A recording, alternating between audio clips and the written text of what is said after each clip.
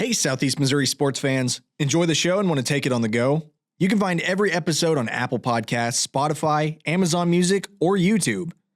Tune in as they air by searching SEMO Sports Zone wherever you may be listening.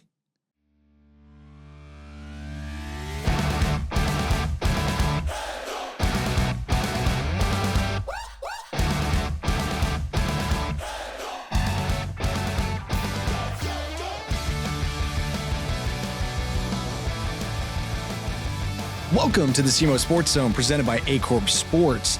We are just exiting out of week 8 of high school football. And Dave, correct me if I'm wrong, we've just got one more week of regular season. Yeah, it's flown by. Football season, man, it flies by every year. And now we're here at the end. It's kind of sad. We're here at the end of the regular season already, and I have nothing against basketball season, but I'm not ready for basketball season yet. I want this football to continue, but yeah, we're here at the last week. I mean, let's just get into it. What did you think about this week? A lot of blowouts, a couple of surprising scores, but really just a lot of blowouts and not a lot of really. You look at you look up and down the what we're going to be talking about today. There's not a lot of close games, but teams are kind of jockeying right now for that district seed, and for the most part, I think. Most of the districts, we kind of know how they're going to play out as far as seeding goes, and there's still a few things left in the air, but most of it's kind of lined out now. So I think with the exception of maybe Class 2 District 1, which kind of could get have a lot of change to it in the last week, I think everybody else is pretty much kind of slotted in for the most part. Well, I think we know who's leading that district right now, though. Yeah. No question in that. Yeah, Valley and Crowsville will be the top two. But then after that, Scott City plays Dexter this week. I mean, assuming they pull if they could pull an upset, I'm like, that could really put things topsy-turvy. You've got New Madrid and Portersville who could play in back-to-back weeks, which would be interesting. So you've got a lot of different things that could play in there. I mean, we kind of know how it might play out, but there's still some different scenarios that could happen there. But yeah, for most part, I mean, pretty much everybody's kind of slotted in. Let's start talking about a few scores in the area. New Madrid County Central at Psyched ended that game 21-49. Yeah, Psyched looked really, really good in the second half. New Madrid looked awful. First half, New Madrid looked pretty good. New Madrid played well. They didn't make all the things that they've kind of been doing this year. A lot of penalties, turnovers, special teams mistakes. None of that in the first half. They had a 14-7 lead at halftime, and they played really well.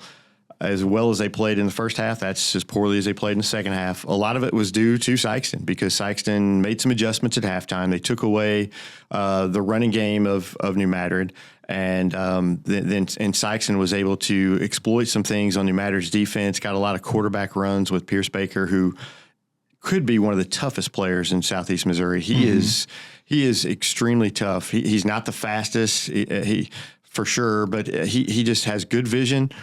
And they run him. I think he had 23. I had him with 23 runs for 140 yards. He just, they just would snap it to him. And I don't know if it was design calls or if he just saw something that, from the defense in the second half, but he was able to get some big gains in the second half and just some really good coaching from Psyched to make those adjustments. And they just completely dominated the second half. New Madrid had some adversity early, special teams mistake. And they didn't handle it well. They kind of and Psyched just got the momentum and just completely annihilated New Madrid in the second half. So what I'm kind of gauging, and correct me if I'm wrong, this is just my take on things. Psyched's 3-5 right now. They kind of look like a 3-5 team, but I'm seeing the shades of what's going to be next year. I'm thinking that what Coach May is going to do with this program is probably I would not be surprised if next year they're, let's say, 5-4. Maybe 6-win team. What do you think about that? Oh, I definitely agree. I mean, they're definitely better now than they were week 1, and that's what you want. You want to see improvement on your team, and they're definitely improving. And they've got a lot of younger players. That Pierce Baker is going to be back next year. Keon Atkins is going to be back next year. They have a lot of other guys that are going to be back. So yeah, you would think that they would continue to get better. Having a year under Coach May and Vickery and Collier and those guys, that's I mean, you would think that they're just going to continue to get better, and you can see the improvement from the beginning of the year, and I think it continues. I mean, they had a tough game against Poplar Bluff that maybe they could have won there. So you look at they've got Charleston up next. That's a winnable game for sure. And then you go into districts. It looks like they're going to get probably North County in districts in week 1. That's another winnable game. So you may get 5 wins this year. That's a heck of a year coming from what they've had in the last few, and it's a definite improvement turnaround, and I think it just continues. Moving on, let's talk about Veritas Christian at Malden. Malden's broken a 26 losing streak. Was it 26? I thought it was, I didn't, 26 or 30, something. I knew it was a lot. It was a lot. 2021 was the last win they had, and that's well-deserved. It is, good for them. Good for them to have some positive things. It's nice. They've had some stability in the coaching staff this year, which they've kind of not had the last couple of years. You get a win this year. It's something positive that you can build on. I believe they're like the 6 or 7 seed in their district now. So they're not going to be one of the last 2 seeds in the district. So, good for them. Good for them. And hopefully that's something they can build on next year and continue to improve. Yeah, I mean, I think the biggest thing is you're finishing out your season, which they haven't done for the past 2 years. Yeah. There's been several forfeits over the last few years, and that end of the year, and not this year. But they get this very. And by the way, if you're a team that's struggling, Kenneth, schedule Veritas. That may be a game that you might want to play and get you right. So just an idea, Kenneth. Yeah, if you need that taste of victory, you might get it out of Veritas, but. For Malden, I don't know exactly how they played this game. I can imagine they did a lot of scheming that they've done against similar teams like this. They probably tried their run game out. They probably threw the ball a little bit. Yeah, too many athletes. Just too many athletes out in space, and that Veritas just could not match up with them, and that's what Malden has to do. They have to use their athletes and their speed, and they were able to do that. And when they can do that, they show the potential that they can have some big games like this. And so again, good for them, good for Coach Pulley, good for Malden, and their fans and stuff. They've had some tough times the last few years, but it's good to get a win there. And I'm sure they had a nice little nice feeling last night when they went to sleep. Exactly. Moving on, let's talk about Jackson at Miller Career Academy. Ended that game 55-14. Yeah, Jackson's defense keeps improving week to week. They built a big lead in this game. They just continue to get better, which teams have to do, and good for them. They've got a tough game next week against Festus, but it looks like they're probably going to be the 2 seed in that district and get a first round bye. You definitely want to try to get a win next week against Festus. So, you're not going to be able to rest a lot of guys. I think you're going to have to go all out and try to beat Festus so you can get that 2 seed. But I think their running game's really, you're really looking good right now. Of course, they always can throw it. And just a good performance from them. Obviously, they were better. Just had more talent across the board. But they did what they were supposed to do, and you move on to next week. Yeah, I think Jackson's finally settling into that position we kind of always thought they'd be at this year. But that 6-2 looks a little worse than it actually is. But just considering the teams that they have played, this is a fine place for them. Talking about their rivals, if you want to call them that. Live for Life at Cape Central, 28-44. Yeah, I said last week that Live for Life is going to be a team that can kind of cause them a little bit of problems because they've got a lot of speed, and it did. I think it was Cape Central jumped out 21-0, but Live for Life, they're not going to quit. They continued to come back, and what was good to see from Cape Central is really for the first time, other than Cape, I mean, really, they've blown everybody out. Mm-hmm. It's not even been close, and with the exception of Jackson. And so this is the first time that they had just a little bit of adversity to face. They did a good job with it. They responded. Boyd missed the second half with injury, and that could be a problem for them if he's going to be out for a while. Mm-hmm. But Zaire Thomas, he had 6 touchdowns.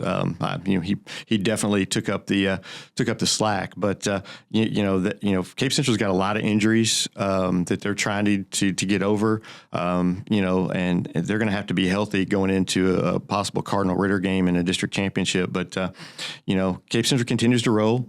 I think they're one of the top 2 teams in Southeast Missouri, and I think they're I they're just talented, top to bottom.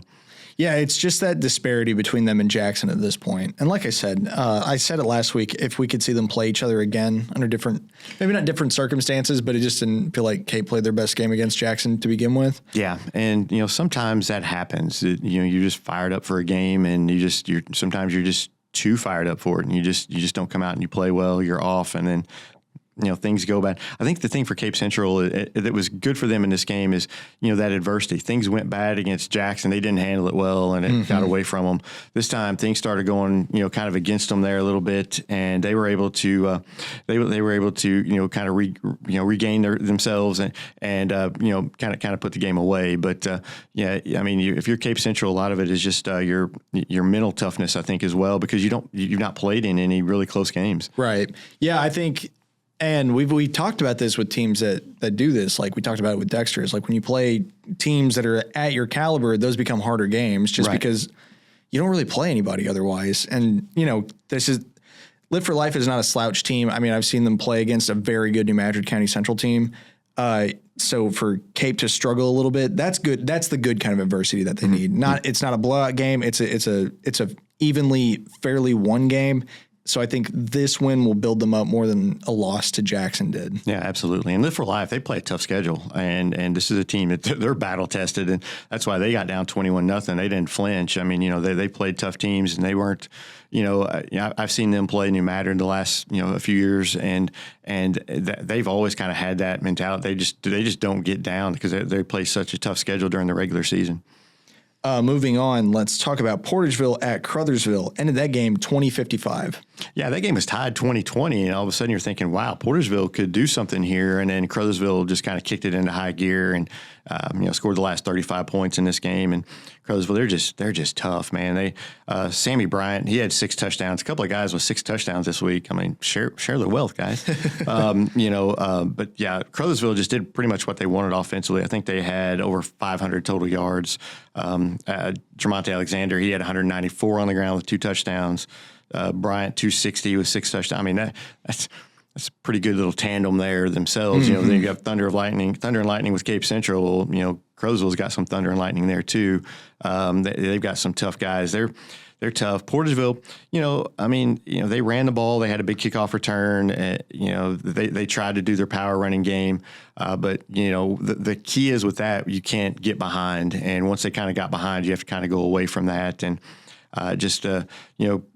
for Portageville to run that, they have to get the lead or have it real close for them to run that their heavy sets that they like to run. So Crothersville is just a better team, and they've got another tough game coming up. But Portageville, you can't really hang your head on that. You played well for a while, just a better team ended up winning. Yeah, you got to think about just the caliber of team that Crothersville is right now, and their loss to Valley, I think, has motivated them to keep their seat. Like they've earned this 7-1 record. All 7 of their wins are definitive wins. Portageville, I feel like they've earned their 4-4 record. They look good, but not great. Yeah, they're kind of up and down a little bit. They have, they've had a couple of games that kind of surprised me a little bit. But this, really, they came out, they played well at the beginning, and they just, it's just hard to hang on against a team that's got the talent that Crothersville has. And, they came out and definitely gave Crothersville a scare early, but, they just didn't have the horses to do it the entire game. Moving on, let's talk about East Prairie at Charleston. Ended that game 47-6. Now, this game actually surprised me for the score. Didn't surprise me that East Prairie won, but I'm surprised they won as big as they did. Man, that was just a dominant performance. Their defense, which is really good. Coach Penrod's really kind of put in their, a really good defensive plan for them, but they're just dominant, and Charleston just couldn't get anything going. Coach Penrod, he's got to be one of the better coaches in the area. He's really, he's flipped that quickly there. And they've got some kids that are just beasts. That Tavion Ware and Connor Markham, those 2 kids, and they got some other guys too that are just big, strong kids, and they just know how to play football. They're a hard-nosed team, and they're a team that's just fun to watch. And they're probably going to get Crothersville in a semifinal game, and that's a game that could be kind of a bit of a battle if East Prairie can control line of scrimmage, and they're a better version of Portageville, and if Portageville kind of caused Crothersville some problems, I think East Prairie could too. Yeah, I think East Prairie right now is, they're kind of a sleeper team just because, they've got those 2 losses, but at the same time, I don't feel like we've talked enough about East Prairie.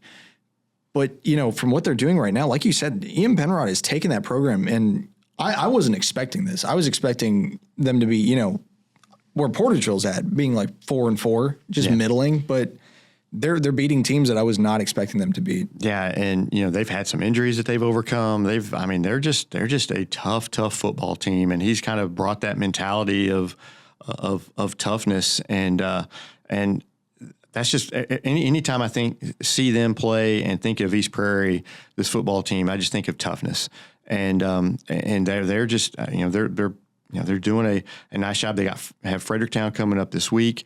You get a win there. I mean, you're probably. I think they're pretty much slotted into the 3 seed in district. So, you have a winnable game. They may get a rematch with Scott City, who beat them week 1. I'm East Prairie all day in that one. Yeah, is what the way East Prairie has improved and things. So yeah, I think East Prairie they're heading in the right direction, and man, that's just a team that I would not want to play in districts. Moving on, let's talk about Chaffee at Scott City, 14-41. Yeah, this is a rivalry game, and those 2 teams do not like each other. Chaffee jumped out to a lead, 7-0. It was close in the fourth quarter. It's 21-14 fourth quarter. Scott City held that lead, and then they were kind of able to pull away. But it was a lot closer than what that score was. Scott City won the new Scott Miss Conference this year, so good for them. Yeah. Nice. I don't know what that we got different conferences again. It's almost like basketball where you got teams playing in 2 different conferences, and Chaffee not in the SEMO conference anymore. Just kind of some weird things, but yeah, Scott City. I mean, Scott City is what Scott City is. I think their record, like you've been talking about, Rick, I think, Scott City's, right around a 500 football team. Yeah. They're very up and down. They're not real consistent, but they can look really good at times, and other times they can look, not so good. But, Underwood had another big game, 3 touchdowns, 155 yards. They really lean on him, and he was able to get some yards, especially there late. So good for them. Yeah, I think Underwood is, if he's a senior, I'm feeling like he is. Maybe a junior. Yeah, I think he's maybe a junior. Well, if he's a junior, I mean, good that you're carrying that into next year. Jackson Gloth, I believe, is a senior, though. I think he's a junior. Oh, wow. Maybe he's a junior and maybe Underwood's a senior. I'm not exactly sure on their. I'm pretty sure that Gloth is a junior, though, because I think he was a sophomore last year when he came in for Penagos. Well, that's good then, because, I mean, whoever you're losing, I mean, if you're losing somebody, that's a big part that you're losing of either of those 2. But keeping one, I think that's going to keep Scott City just kind of in this place next year. You kind of want to see some more improvements from other players besides them, though. Yeah, and I think their offensive line looked really good early in the year. I don't know that they may have had some injuries. I'm not really too clued into Scott City a lot. But their offensive line doesn't look as good now as it did early in the year. So I don't know if there may have been some injuries or something there. But early in the year, I thought when they played East Prairie, their offensive line just really took it to East Prairie, and East Prairie wasn't able to do anything. Scott City is they're going to play Dexter this week. And I mean, there's a puncher's chance they pull that upset. Dexter's pretty much guaranteed their top seed for district. So, there may be a letdown there. There's a puncher's chance. Anybody can throw a haymaker every once in a while and knock somebody out. Sure. So, but that kind of would mess that district up. Otherwise, they're a six seed, and they're playing East Prairie again. And I don't think if I'm Scott City, I want to play East Prairie again. No, that's going to be a bigger game than anybody would think it is, especially considering what happened against that first matchup. I mean, East Prairie is such a different team now than they were. Yeah, speaking about, we talked about Sykes, and East Prairie is another team that's improved from week 1 to now.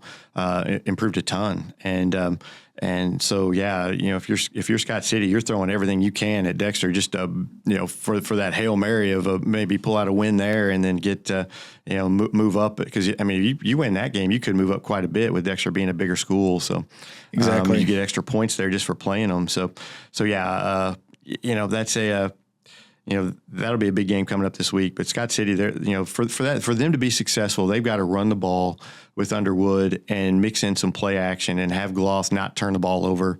You can't have turnovers and things, and they were able to do that, especially in the second half. They forced Chaffee into some situations that Chaffee didn't want to be in, where they have to throw a lot. And again, that's a rivalry game. Those two teams are going to play games that are closer than what you might think.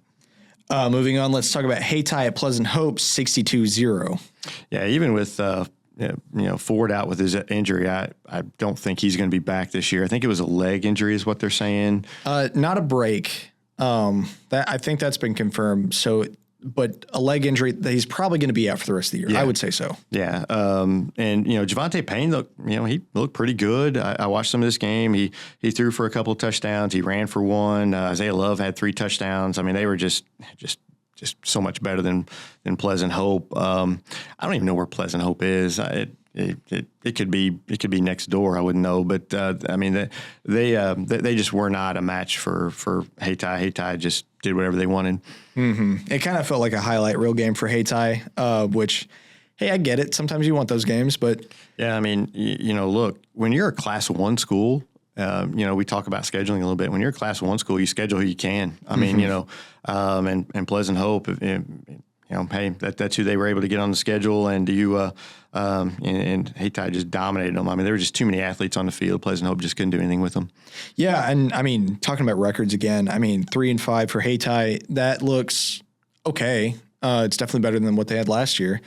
Yeah, and going into districts, you've got Javante Payne a few weeks here to work out as quarterback and kind of get his feet wet, and again he looks pretty good. I mean you've got some athletes around you. He's able to get the ball to him, and I think a game like this is really good for his just confidence and getting him ready to go, because I'm like there's nothing to say that you can't make some noise in districts if you're Hayti. You've definitely got the athletes and I wouldn't be surprised if they got a win or two in districts. Moving on, let's talk about Kelly at Solden International Studies, 58-14. I did not see anything of this game. I know someone from Kelly. Congratulations to Tyson Carr. He got a touchdown. Good for him. I don't know how he scored it. I can't tell you anything other than he scored a touchdown and they won huge. And that's a needed win for Kelly. They really needed something, because they kind of had some tough games leading up to this, and so it was good to get them a win. Going and now you just again you get ready for districts. But yeah, I don't know anything about this game other than they won huge. I know the score, and yeah, good for Kelly on that that point. Sometimes you play some of these games, you can't find anything on them. I know that eventually they may get some highlights and stuff on Huddle and stuff, but there was nothing this morning. Whenever I was trying to find something on it, and a couple of a quick text and just to try to find out something, and I found out he scored a touchdown. So good for him. He'll probably hearing from. He's a sophomore. We'll probably hear from him in the next few years. But I don't know. Yeah, Kelly's just got to take these kinds of games and take them into next year too. Like, just keep improving, getting better. And I know that's harder for smaller schools, but the talent pool that they can draw from, I think they can turn this next season coming up into more of a 5-win season at least. Yeah, and Kelly's always right around that 500 mark. 5, 6, 7 wins. They're always right around there. They are what they are.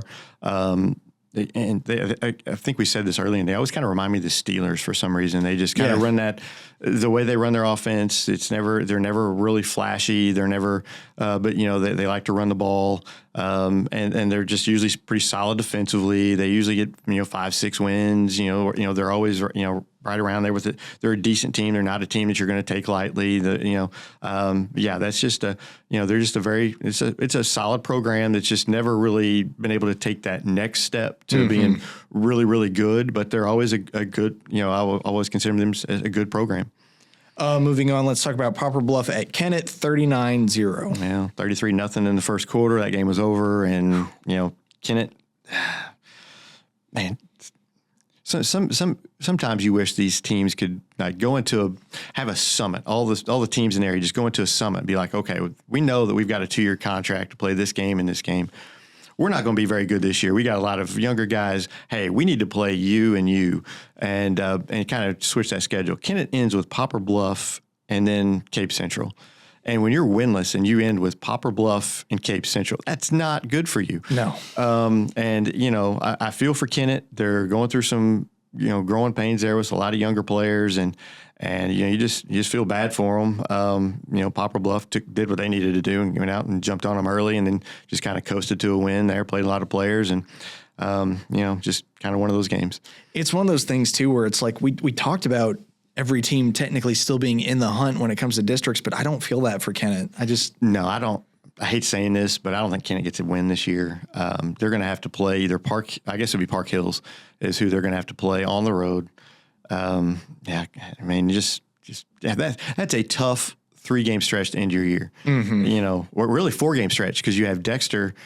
So you have Dexter, Poplar Bluff, Cape Central, and then Park Hills Central, and that's how you end your season. Yeah, that would be tough. That'd be tough for a winning team. Yeah, that's tough for any team, and then for a team that's really struggling and trying to find their first win, and that's just a tough way to end the year. And I feel bad for them. Teams go through it, and Kennett's been through it before, and they'll get better, but just not this year. I mean, it's a tough situation, but it's also one of those things where it's like, hey, maybe this is the splash of cold water year that like.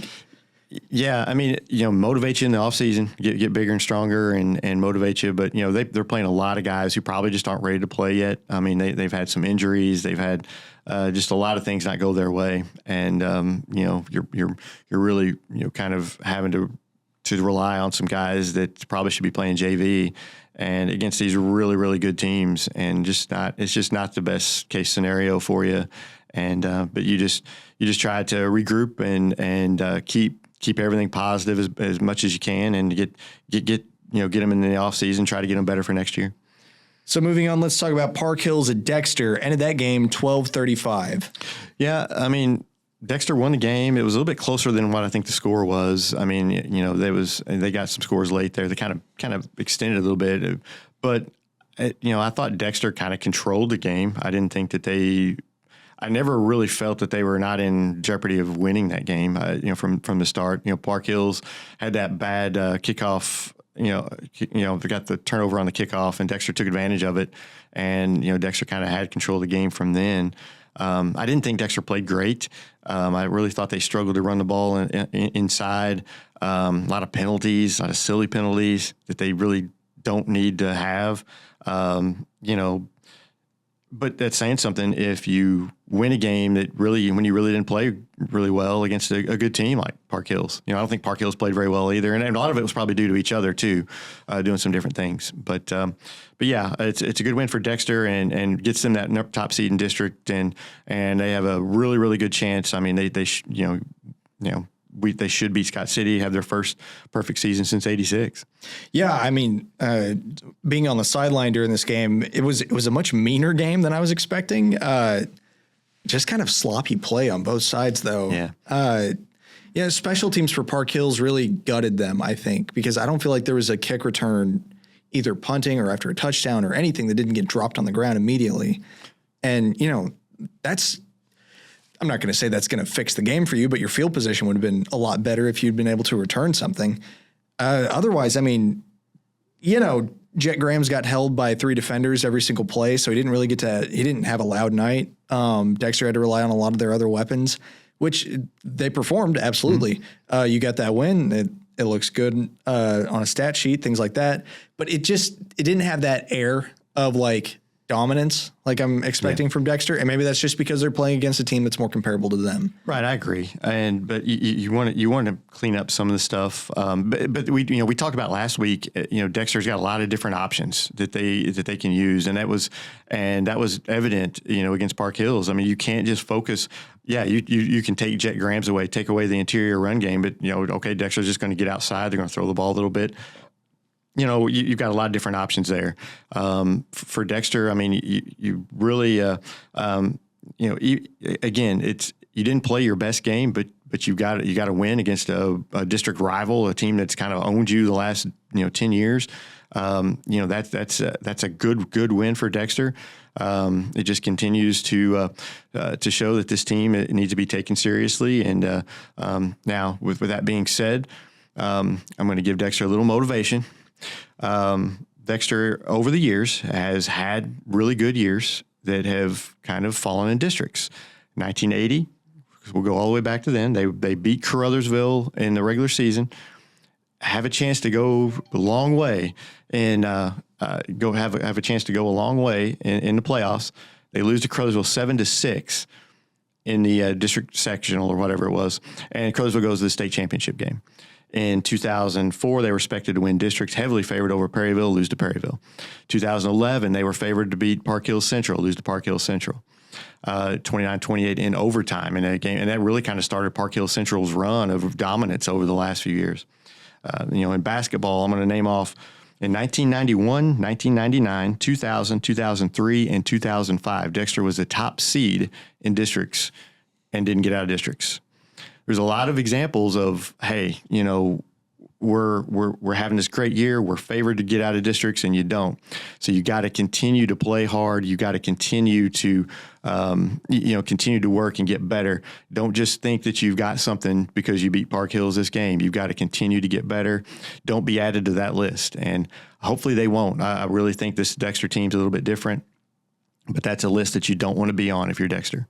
Yeah, I think the difference being this time is Dexter's dealing with a lot of raw talent, but not enough to carry them through a season like this. Like when it comes to coaching, when it comes to everybody playing as a team, that's where I think they're starting to, that's where their excellence is coming from, not just because we're resting our laurels on a player. So I don't know how they're going to look in districts, but I think this is kind of a more like, hey, we're not just going to get this win and say we're good. Right. So I feel better about them going into districts this year than I would have any other year. Oh, I agree. I mean, yeah, absolutely. But I just, there's just a cautionary tale. There's a curse to things. Yeah, there's a cautionary tale, and I mean, there's other years that Dexter's have, they've won in those years, but that's a lot of years that Dexter has had, really good teams. They've really kind of been talked up, and then all of a sudden, things happen, and that's a list that you just don't want to be on. And I really like this Dexter team. I think this Dexter team is, like I said, one of the best teams probably since the mid '80s. By far, honestly, I can't remember a team that is anywhere close, since the '80s. So hopefully, man, they continue this. But it's just a cautionary tale. I'm just trying to give them some motivation here. Exactly. Trying to get them some motivation to keep them working hard and don't rest on your laurels here. Just don't rest on this Park Hills Central win. Just keep getting better and get out of districts and make some noise on the way. But don't look ahead and just focus on this next game. Yeah, and I don't think Chad Jamerson as a coach is really, he doesn't seem like the type that's just like, we did it. We won the season. It's good. I think he's going to be prepping for districts immediately after this game against Scott City. Yeah, I mean, and the coaching staff, I'm sure is just dialed in right now. They are ready to, we're ready for the Scott City game. I think when you're having a season like Dexter's having, your coaching staff is ready to go the next day. After the game, they're ready to go and get ready and keep getting better. And you just got to get your players to buy in. They seem to be bought in. But you see a game where maybe you didn't play your best late in the year. You really kind of want to give them that extra motivation of, hey, don't. Hey, we're good, but don't believe all the press clippings. You got to continue to get better because you got a target on your back now. Mm-hmm. Being the top seed in district, there's a target, and you'd better come to play every game because those other teams, you're going to get their best shot. Yeah, watch your film, see where you can improve, clean it up because. Yeah, like you said, target on your back. Dexter's good, but they could be better. Mm-hmm. Yeah, keep getting better. Moving on, let's talk about power rankings.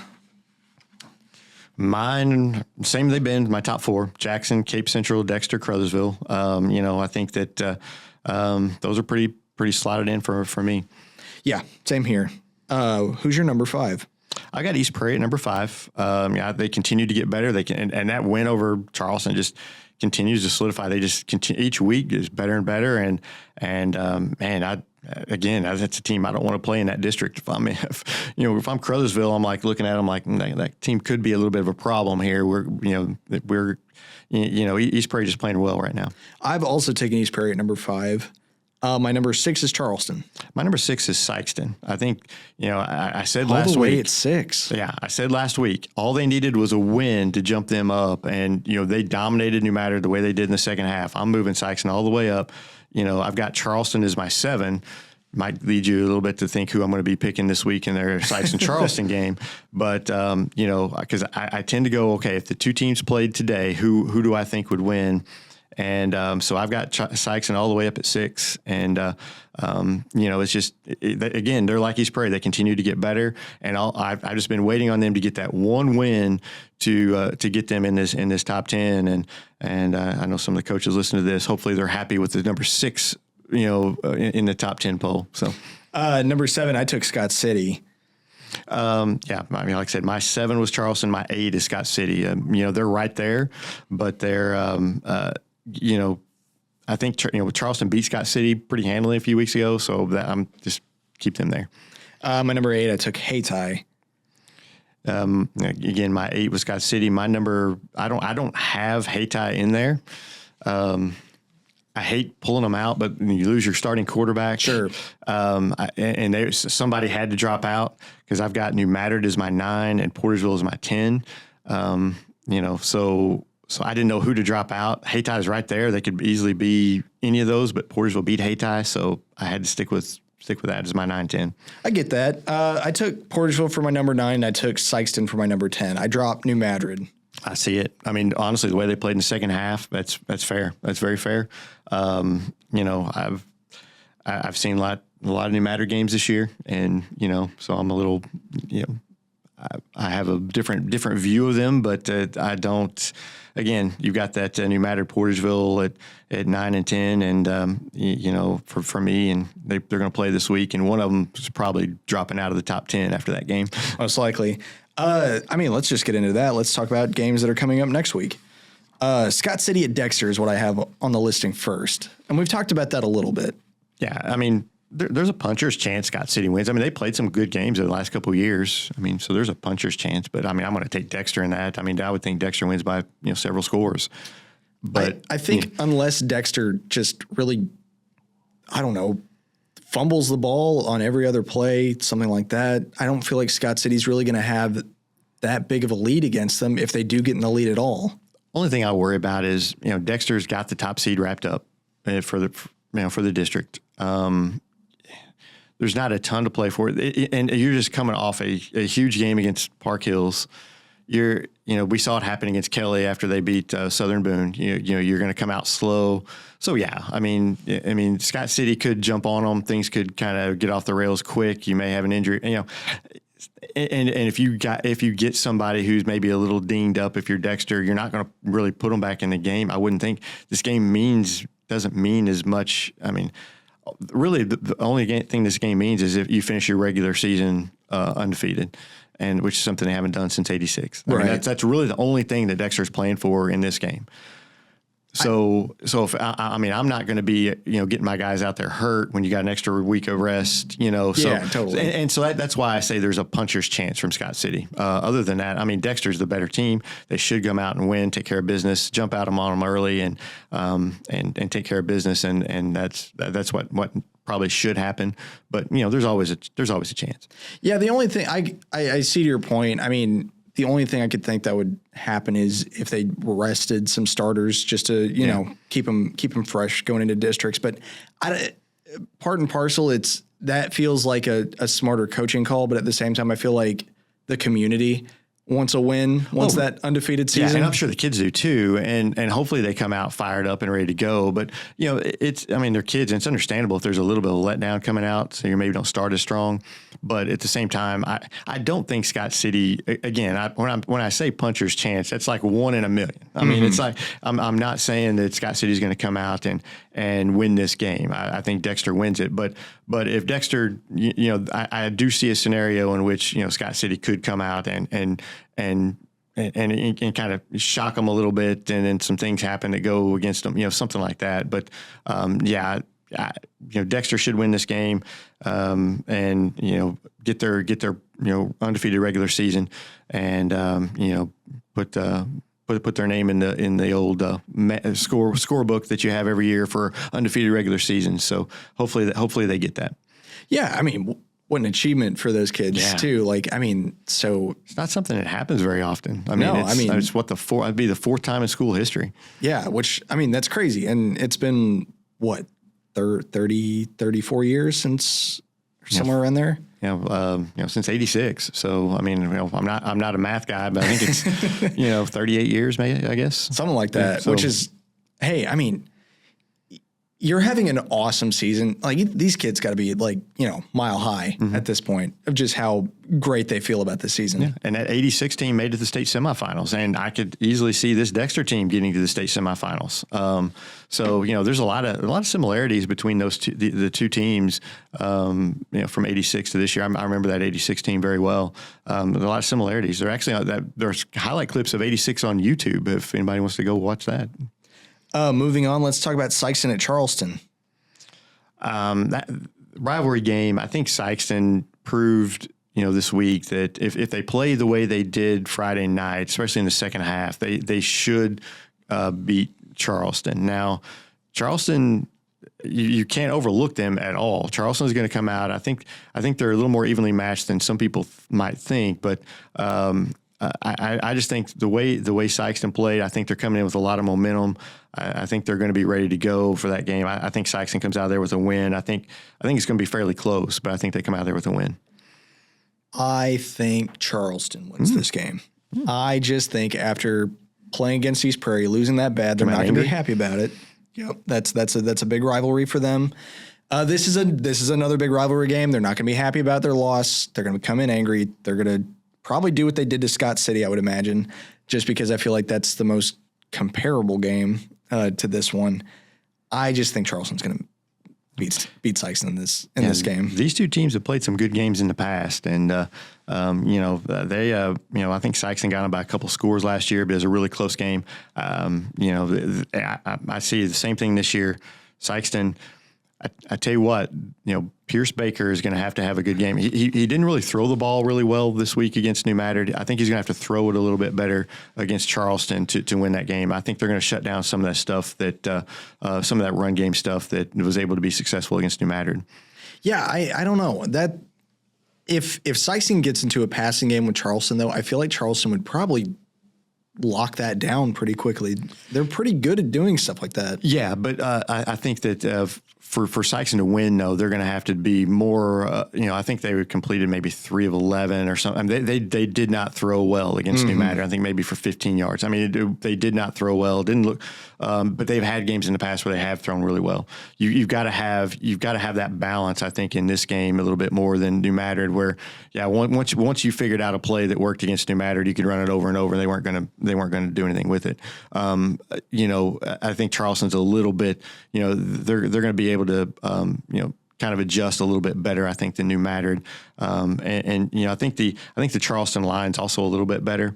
So I don't see a big blowout like you saw in the second half of New Madrid game. No, it's going to come down to a touchdown, I think. Yeah, it's going to be a closer game, but I think Sikeston I think they've got a little more depth than Charleston. I think when it comes down into a hard fought game like that, end of the year, I just will tend to go to the team that's got a little more depth.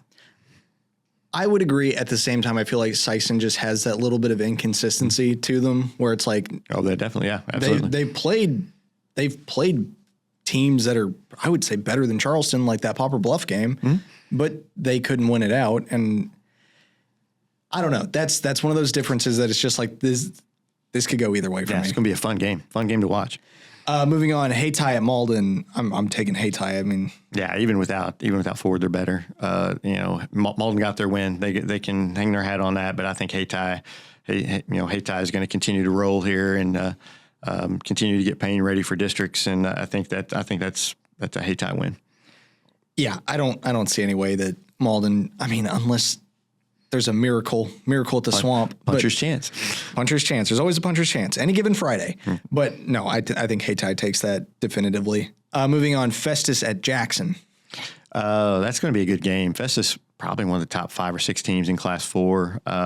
Jackson kind of struggled with them a little bit last year, and Festus is probably a little bit better this year. But I'm going to go Jackson. I think Jackson's just playing really well right now. They're really trying to clinch that 2 seed, which is key in their district because that's a bye the first week. So you really want to get that. You really want to get that seed and get your kids rested. Then you get a home game the next game against their former coach, I believe, in Lindbergh. Nate Norman's up there at Lindbergh coaching. They used to coach Jackson. So I think Jackson wins this game, but I think it's a good game though. Yeah, I mean, I wish I knew more about Festus, but like you said, comparison between these two teams, I think Jackson's going to struggle a little bit more than they have against other teams in Missouri, definitely. But, I think this is going to be a good game for sure. I'm going to give it to Jackson just because I don't know as much about Festus as I would like to. Moving on, let's talk about, Canada Cape Central. Well, Cape Central, like I said, they've got some injuries going on up there. So you're going to get to play a lot of your backups. There's no reason to run guys in there who may be just a little bit injured or something. There's no reason to play them in this game. Just go out, take care of your business. You feel bad for Kennett. We talked about that earlier. It's just, Cape Central, just go in and take care of your business, get out of there with a win. I mean, you really, just have I think it's probably senior night, last home game, regular season home game, probably a senior night for them. Mm-hmm. Let your seniors play, just have a good time, get out of there with a win and, get loaded up for districts. Yeah. I mean, stay healthy. This is a very comparable situation to that Scott City Dexter game, except Cape Central is not playing for an undefeated season. Mm-hmm. So, in that sense, I think they probably rest their starters a little bit and just kind of see what happens. But this is not a must-win game at all. So, right. I'm taking Cape Central, but it is just hard up for Kennett. And we talked about that. Their schedule at the end of the season has just been one of the roughest I've ever seen. So, yeah, not how you want to end the year, especially when you're struggling. But yeah, Cape Central again, just stay healthy. That's the most important thing in this game. Just come out of it healthy as you can, and so you're ready for districts. Yeah, because looking ahead at districts for Cape Central, I mean that's also going to be a pretty brutal situation. So yeah, it looks like your first round game should be easily winnable. Then your second round game may be like against St. Mary's Southside, which is got some talent. So you definitely want to be as healthy as you can going into districts. Moving on, let's talk about, I'm actually really curious about this one, Fredericktown at East Prairie. I think East Prairie will shut down Fredericktown. I don't think, I saw both of these. I've seen both of these teams. Fredericktown I saw at the Jamboree earlier this year, and there's nothing that I saw from them that would show me that they could play with East Prairie. I think East Prairie just kind of will dominate the line of scrimmage, kind of grind it out. I see similar, maybe not quite the large margin of score that they played with Charleston, but a very similar type game. Yeah, I don't know. Fredericktown is kind of a little bit more of an unknown to me. Like you said, I saw them play at the Jamboree. They were there. Mm-hmm. But there was a lot of teams that were just there. Like right. Sykeston was just there. Right. Portageville was kind of just there. But, against a more completed East Prairie team, I'm going to give it to East Prairie too, just because like we said, I've liked what Ian Penrod's doing with the program. That win against Charleston was pretty definitive. Mm-hmm. And so if they're taking that into the rest of their games this season, I mean, get as many wins as you want to, like at this point. Like there's no reason not to go 7-3. Yeah. And I mean, I think they will here. Again, I just think they're a lot better than Fredericktown. Sorry, 7-2. Moving on, let's talk about Kelly at Chaffee. Yeah, these two teams kind of. I mean, it seems like every time I say Chaffee's playing somebody, that's a rival. But sounds like a lot of people don't like Chaffee. Yeah, well, there may be that, and I would think Kelly is the favorite in this game. Maybe a little closer than what people expect, but I see a lot similar to what Chaffee Scott City was. I think Chaffee hangs with them early, but I think Kelly pulls it out in the end. I think Kelly gets ends the regular season on a 2-game win streak going into districts, and we'll see if they can make some noise there. Yeah, I mean Kelly is who Kelly is at this point. We know their weapons, we know their kind of game and philosophy. So against Chaffee, I mean, I'm gonna say it's gonna be like a 20-point game. Yeah, it's probably you're probably right on. That's kind of what I expect. But I think Chaffee's shown the ability to keep things close. From the beginning, it's just again depth, and they're not a real deep team, and the depth always seems to come into play with Chaffee. Moving on, let's talk about Crothersville at St. Genevieve. This is going to be a good game. I mean, Crothersville, St. Genevieve is not bad. They took Park Hill Central to overtime. They give up a lot of points, though. St. Genevieve gives up a lot of points. And Crothersville scores a lot of points. Crothersville scores a lot of points. So that's why I'm going to go with Crothersville, because I think Crothersville's defense is better than St. Genevieve's defense. So I'm going to say Crothersville wins this game, but I think it's going to be a shootout. Yeah. I think if you're a fan of high school football, definitely watch this game. If you're a fan of Dexter football, definitely watch this game. Yeah. Just to see what might be coming in the future, possibly. I started to say, I didn't say it earlier, but I think there's a very good chance that Dexter plays St. Genevieve in a district championship game, just because the St. Genevieve Park Hill Central, they played such a close game earlier. Park Hills did get the win, but it's tough to beat a team like that twice when you're that evenly matched. So, and I think that would actually work out better for Dexter. I think Dexter's better off playing a team that hasn't seen them yet. Makes it a little bit more tougher to defend than I think a team that you've already played them once. You can kind of scheme around what. So I think if I'm Dexter, I'm almost rooting for St. Genevieve, just so you get a fresh team that you haven't seen yet and it hasn't seen you, more importantly. So, but yeah, I think Dexter is going to have an eye on this game. I would think so. Well, especially after that game last year that Dexter and St. Gen played that ended, let's just call it contentiously. Yeah, and Dexter and St. Genevieve had some brutal games over the last 2 decades. Those are some teams that there's some history there, and but I think that would I don't know, but I think Crothersville in this game just has too much offense, and St. Genevieve just they give up a lot of points, and you don't want to be giving up a lot of points to when Crothersville's coming in. Yeah, no, I'm going to give it to Crothersville too, just because their performance has against the only team they've struggled against was Valley. Everything else has been upwards of 20-point blowouts. Yeah, just hope there's not a St. Genevieve curse. All right, moving on. Portageville at New Madrid County Central. That will be the A-Corp Sports Game of the Week. That will go live at around 6:45 on Thursday. First time we've done a Thursday game this year. I'm going to give it to Portageville. That's just me, though. There is nothing I have seen this entire season that leads me, or last year for that matter, nothing I have seen that leads me to believe that Portageville will not win this game. Portageville and New Madrid, it was a big time game last year. They had kind of the really, speaking of contentious games and tough games 2 years ago when they played down at Portageville. That game was something else.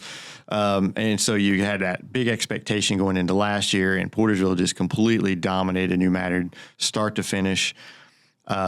From what I saw this past week for New Madrid against Sikeston, and from what I've seen from Portageville all year, would it shock me that New Madrid would win this game? No, but there's nothing that I've seen that would lead me to pick New Madrid to win this game. I'm going to take Portageville to win this game, and I would assume that they're heavy set. You're going to see a lot of their heavy set run game, and and just challenge New Madrid. Can you stop it this year? Because you couldn't stop it last year, and East Prairie ran it against New Madrid earlier this year. They couldn't stop it then.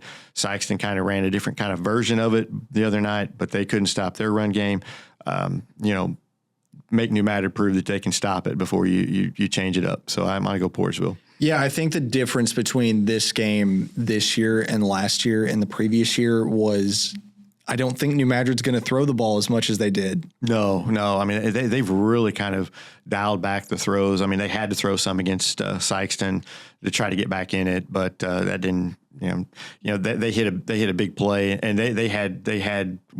I mean, Sikeston was overplaying the run, daring them to throw, and they only beat them on it once in the second half. And they've not shown the ability to throw the ball this year the way.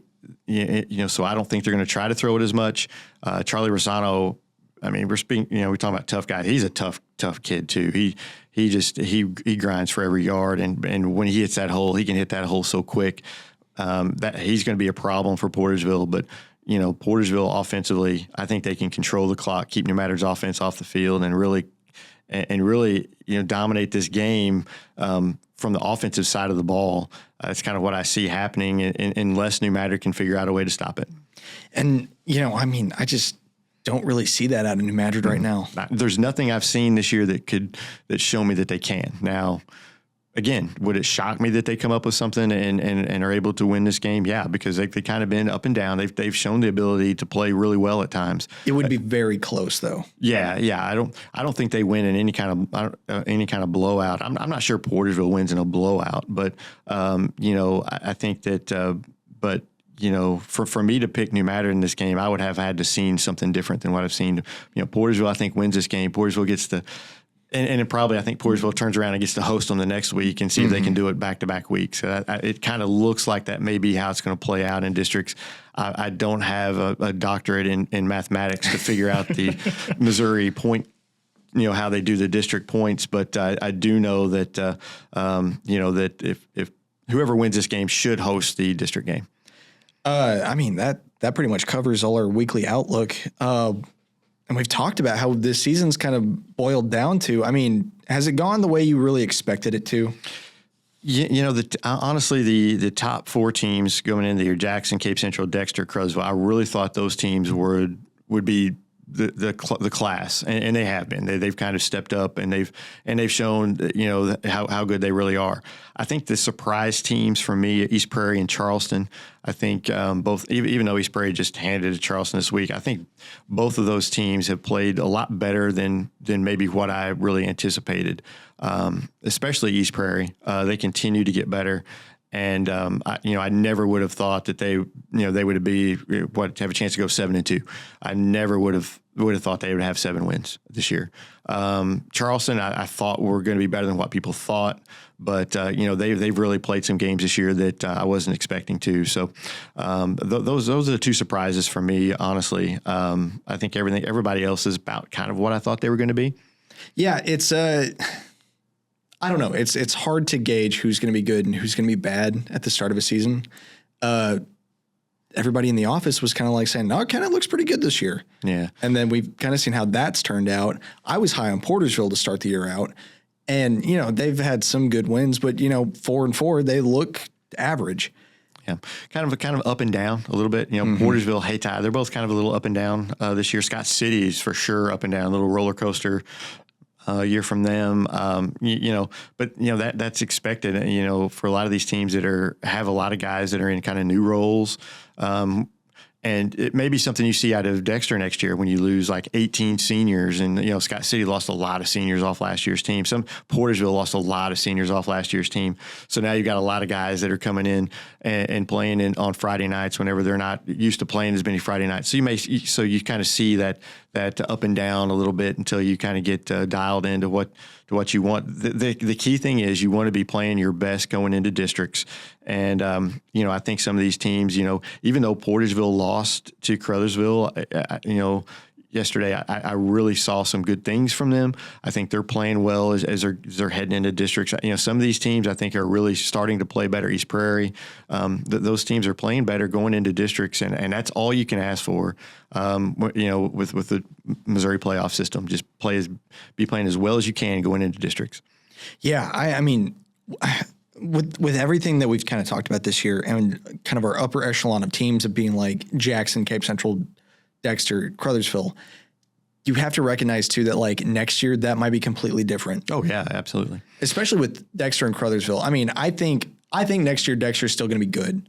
Yeah. Crothersville, I'm not really sure. I'm going to assume they're still probably going to be. Yeah, I would think they're both going to be good next year. Maybe not the level that they are this year. No, but they play a lot of sophomores. Yeah. So they've got young talent on their teams that are going to build into next year. Mm-hmm. So I'm not definitively, I can't say where they're going to be in the mix next year, but I think that it's going to be more of, could any of these teams that are still in the top 10, but not in the higher tier of the top 10, pop out to just kind of be like a standout team? Absolutely. Oh, There's absolutely. every chance for that. Absolutely. I mean, you look at some of these teams, East Prairie, they play a lot of younger guys. Tavion Ware, he's just a junior. He's coming back next year. East Prairie may be really good next year. So yeah, you look at, each year's different. You never know what you're going to get. Like I said, coming into this year, you just kind of knew Cape Central was going to be really good. You knew Jackson was going to be really good. You could see Dexter playing a lot of the younger guys last year, that they were going to be good. They kind of had that look that, that they're going to be good. Caruthersville, I was on them early this year. They ended the year very strong last year. I really thought they were going to be good.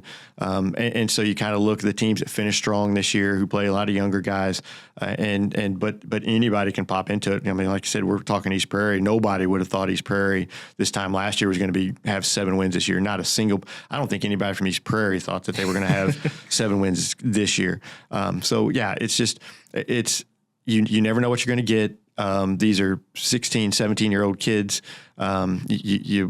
Each week you don't know what you're going to get, let alone season to season. So, as we've seen with other sports too, you never know who's going to move in, who's going to move out. Right. So your team that you have this year may not be the same next year. So, it's always interesting. But yeah, as far as, I'm really excited. I know this next week, I mean, there's some good games, but I'm excited to get to districts now. I mean, it's a good week. We got a couple of good games, but I'm really excited to get into districts. And then whenever it's, when you keep playing, lose, you're playing basketball. And that's whenever you really see, who rises to the cream, who rises to the top.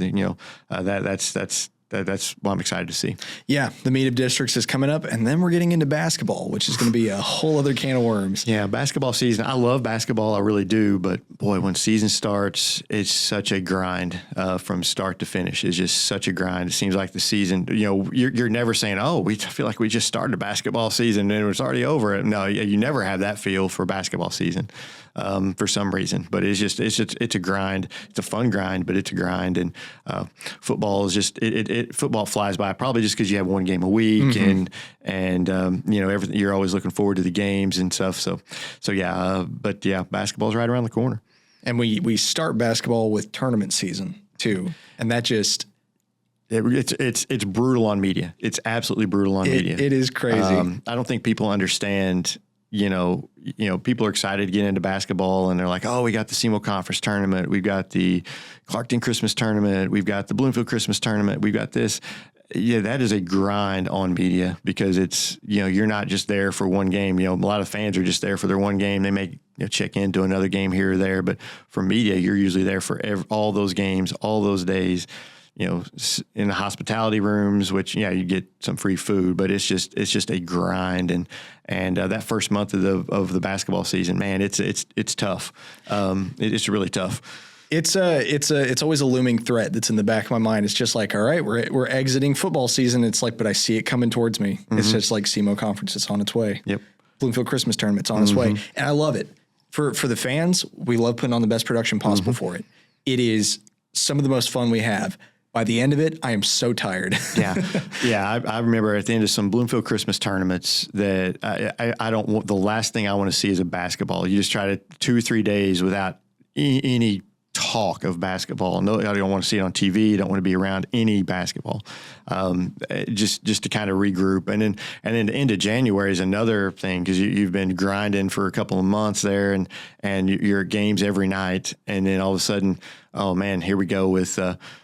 Now we got district time, so you kind of got to get a deep breath, and then usually about the second week of February, you're ready to go for districts. You're excited, kind of like we are now with football season. You see the districts right there. You're talking district seeds, kind of seeing how it may play out, and you're all excited again. But yeah, basketball can be a grind, and it's right around the corner. I will say, when districts rolls around for basketball, that's when I burn out. So I will have to keep myself motivated when we get to that point. Yeah. The good thing about when I used to work at the newspaper, the good thing about the districts is you would check off the teams as they were done. Like, all right, that's just one less team I have to cover. One less team I have to cover. You want your teams to do well, and that's fine. But whenever they are out, I'm like, you see the teams, crying or whatever, they're all upset that they're out, and inside as a media person, you're like, yeah, that's one less team for me. It was maybe the most dramatic shift in tone from feeling like our broadcast season was over to being like, well, we got one more St. John Vianney and Sykeston. It's just like, now I have to drive up to St. Louis again. Yeah. And that's another thing with with basketball, it seems like you're driving constantly. It's just constantly on the road going to games, and that's it can be grueling. And I think a lot of people are like, I used to have a lot of people tell me, "Oh, well, you're in sports. That's a fun deal. That's got to be like the greatest job ever." And you're like, people don't understand it. It is a grind. Yeah, that hour and a half when you're watching the sport, that's the good time. Right. The 8 hours in between that time, that's when it kind of wears on you. Yeah, the drive up and then the drive back, and when you get back, you don't get to go home like everybody else and go home and go to bed. No, you're working on a story, you're working on editing your clips or whatever. You got to grind on that, and then you get home and you got to do it again. It's not for the as an older man. It's not for the old. It's not an old man's game anymore. That's one of the reasons I had to get out a couple years ago and kind of slow down a little bit, just because it will grind you down but it's fun though. It's a lot of fun, but it's a job. Nope, can't wait for it. So we'll see how it happens. But let's got off the rails, didn't it? We're going to keep in mind that football is still the sport that we're focusing on, and we can't wait for districts. Dave, do you have any final thoughts for the episode? No, I think we've talked enough. Just random stuff. No, I'm looking forward to this week, and then definitely for districts coming up. All right. Well, we thank you for listening to This Week on the SEMO Sports Zone, and we'll catch you next week.